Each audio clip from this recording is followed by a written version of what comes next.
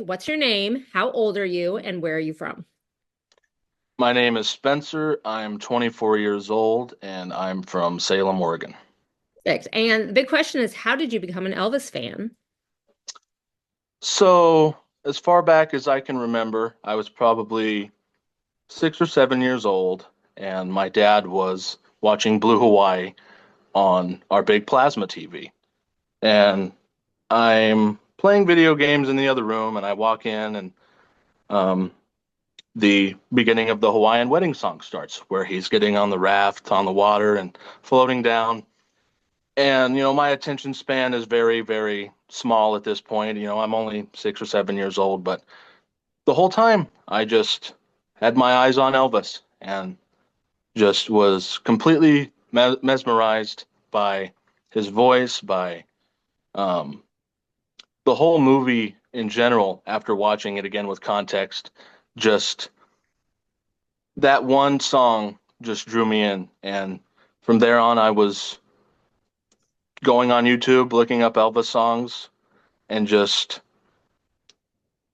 really studying and realizing how talented Elvis was and how much he set the bar really in his career. So you were a diehard fan since like six or seven, basically. Yes, until about 13, 14 is when I started to discover outtakes and sessions, and just completely had my mind blown with how much material there was out there, soundboard, sound booth, and all this different stuff that I had no idea was out there until years later. Yeah, well, we'll get to that in a minute because I want to dive into that. But so what was it like being like a young male Elvis fan, like in school? I'm sure it wasn't the most popular thing to be. Honestly, I kind of kept it to myself. I didn't when I was younger and I would hear adults talk about Elvis. He was the guy that unfortunately died on the toilet. It Mhm. was a lot of disrespect. I grew up in a very country music household and wasn't really a rock and roll anything. Just Elvis was just not in our household other than my dad. My dad's music taste was a lot different from my mom. My mom was more Loretta Lynn, Patsy Cline, and my dad was more Prince, Elvis, Michael Jackson. Mhm. And it was really my dad that really allowed me to sit and connect over Elvis. And but to answer more of your question, being little and liking Elvis, kids had Pokemon cards, kids had, their little card games they'd play, video games. But for me, it was Elvis all the way. And being young and being an Elvis fan, I just thought was cool. I thought I was very, very unique and different that nobody my age was listening to that type of stuff. It was the age of Bruno Mars and Taylor Swift, and I'm looking up outtakes of Blue Hawaii on YouTube at night. Yeah. So you have a YouTube channel now called Spencer Collects Elvis. So can you tell us a little bit about that? Yeah, so probably 4 or 5 years ago, I found out that my neighbor was a giant Elvis fanatic, has probably the most raw material I've ever seen someone own of just music, not posters, not newspapers, magazines, just music. And I would sit and talk to him about Elvis, and we would spend 2, 3 hours talking about one album. And I said, I really have to share this with people Yeah. and share what I'm starting to realize and know, and it just became something that really gives me an outlet to show what I buy, start showing, um, trying different things, and trying to give someone that's around my age, which is in their 20s, so that someone else out there in their 20s is an Elvis fan, and it's not weird, it's not something to hide. It's just I think it's unique. It's like my mom doesn't understand it. How can you talk so much about someone who's been dead so long? And I say, well, it's because I've kind of been enlightened. It's just you realize how good he was, and I want to share it on YouTube and just have someone to talk to because I'm the only Elvis fan in my family now that my dad's gone. So Yeah. my my Elvis YouTube channel has really been completely life changing. Seeing other people, get a hold of me and say, "Wait, we really enjoy you talking about Elvis," and it's just been really life changing. Yeah, I was watching a video today that you were doing and you were talking about like the progression of the recordings and like how it changed over time and basically was like keeping up with Elvis, and so it was changing, like the slap back at Sun Studio and like just the progression, and it was super interesting. But like I had that same feeling. I came into Elvis from the movie, and I remember when I first started like Googling stuff about Elvis, I almost felt dirty doing it because I was like, this is the jumpsuit guy who's performing in Vegas. Like, I just feel wrong doing it. But like, when you get into it, there's so much there about him and like so much musicianship and like what an artist he actually was. And so I think it's awesome that you're educating people about the musician that he was because I mean, it's so important, the music that he made. And so you seem to be very passionate also about like the recording process and what he did there. So like why do you think that is so important to talk about? Elvis Presley was one of the most underrated music producers of all time. Agree. He had a talent to take songs that were average and normal and transform them into something that just only Elvis Presley could do. Songs like Hurt, songs like It's Now or Never, just he listened and he was not going to stop until he got the sound that was inside of his head. Mhm. He knew what he wanted it to sound like. He knew that to achieve this sound that it required all these people being in the same room and feeding off each other's energies. And he was exactly right. I speak a lot of this early 1960s sound where his voice is really smooth and buttery and everybody's on point. The engineer's on point, the musicians are on point, Elvis is on point. And in my opinion, of course, there's music talent that has to do with it. You have to have someone capable of playing that music. But at the top, at the helm, is Elvis, and he knew what the songs what he wanted them to sound like, and he knew that he was not going to stop until he got it. So Elvis, the music producer, which he was really a lot of this has to do with the Sun era. A lot of the Sun era was Elvis hearing the songs and gave him the confidence into the 56, 57, 58 era to really achieve the sound that he really wanted to do. So Elvis the producer is what I think a lot of people have not discovered yet is of the sound that he wanted to achieve on his songs. I think it's super. I've been doing some deep dives into like, almost half of his catalog is covers.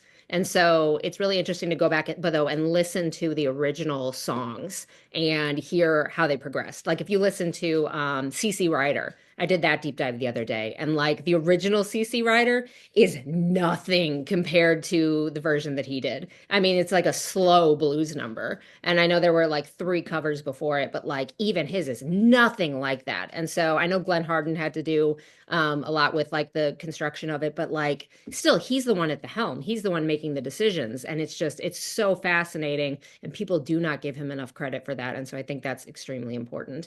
So what do you think is the importance of having all these takes, having all these, like having access to all this raw material? I mean, what do you think people gain from being able to hear these things? Well, I think a very good example is the song "The Girl of My Best Friend." You listen to takes one, two, and three, sound nothing like takes eight, nine, and 10. I think the sessions are essential for fans, for true fans, because you get to hear Elvis experimenting and you get to hear Elvis in the studio having a good time and just trying to. A lot of people are strayed and or not strayed, but they're they're not wanting to hear take after take. They're not wanting to hear 29 takes of Can't Help Falling in Love. They're not wanting to hear all these songs in a row. But this is Elvis in the studio trying to put something out that he thinks is going to be perfection. That there's not going to be another cover to top this. That's what he's thinking. So when he's doing all these takes over and over and over, I mean, you have to put yourself in his shoes. Does he really want to sing "Can't Help Falling in Love" 29 times? No, but he's going to do it to try to put out the best quality song that he can produce. Yeah. And there was a couple songs there that he didn't want ever put out that were, I think Crying in the Chapel is a good example where he like didn't like the final take, but the song ended up going up to number one when they eventually released it, you know? And he still was never a fan of the final take that they did. So I think that's fascinating. Yeah.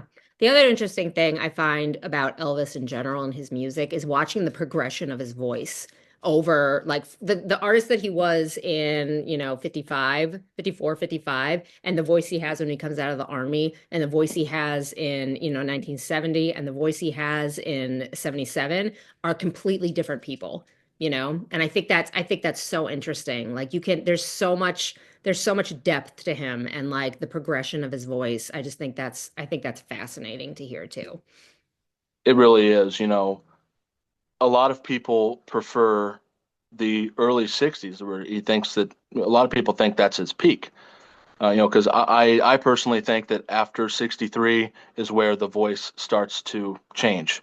Um, you go into this era that until probably 67 and 68, probably the 68, comeback special is where you get to hear this raspy, powerful voice that we hadn't heard Elvis use before, especially with "If I Can Dream," especially the sit down performances of Tiger Man, Lottie Miss Claudie. You get to hear a raspness, and you get to hear a creative Elvis that's been hidden for the past 5 6 years, and he gets to just let it all loose, and then he gets to really let it loose in 69 and 70, like you said, and just let it let all the creativity come out and let the voice come out and really show what he was capable of in 69 and 70 that no one had heard. I mean, like you said, every decade sounds different. Every different and his look changed every single year, whether it was his facial structure, whether it was his hairstyle, whether it was the way he dressed. Every He went through a progression every single year. He was never the same guy year after year. He was always changing. He was always practicing, and he was always trying to um, make himself not fall behind. Yeah, absolutely. So, what has been the most surprising thing you've learned as you've been on this kind of musical journey with Elvis as a fan? His sense of humor Mm. and the cursing. I think I think it was when I was probably 15 or 16. I had heard him on an outtake, saying some bad stuff, Yeah. but I'm like, you know what?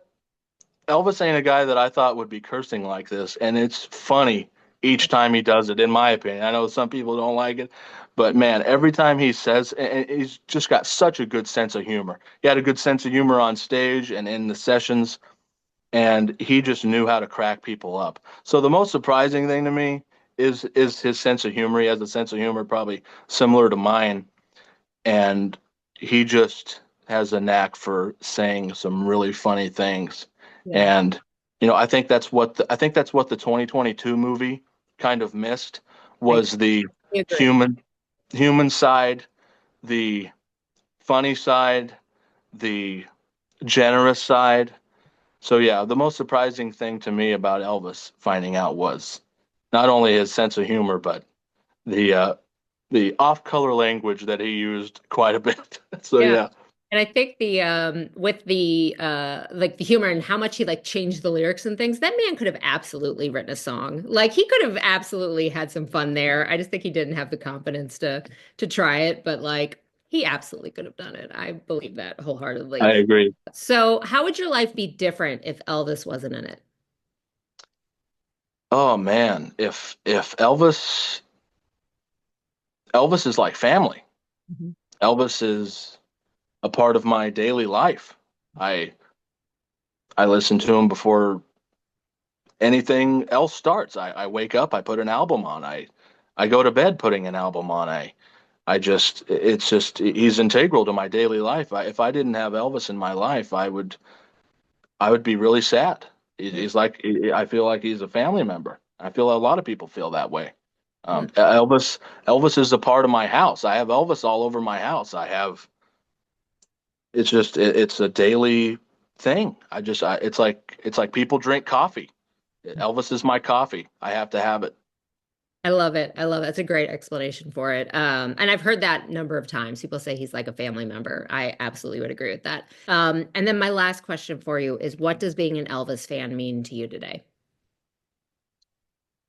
Being an Elvis fan today is, for me personally, listening to Elvis's music just brings me joy.